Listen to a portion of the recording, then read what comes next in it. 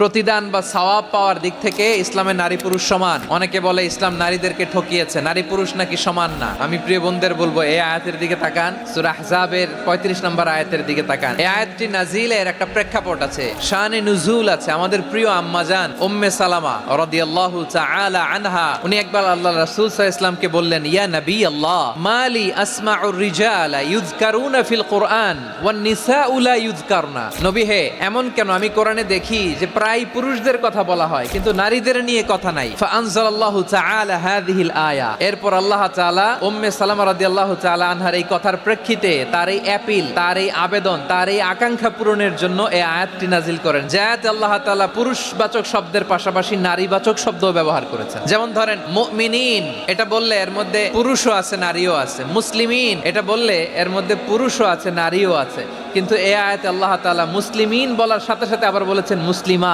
ইন্নাল মুসলিমিনা ওয়াল মুসলিমাতি ওয়াল মুমিনিনা ওয়াল মুমিনাতি ওয়াল কানিতিনা ওয়াল কানিতাতি। পুরুষবাচক শব্দের পাশাপাশি আবার এক্সট্রা নারীবাচক শব্দ ব্যবহার করেছেন। আলহামদুলিল্লাহ বলেন।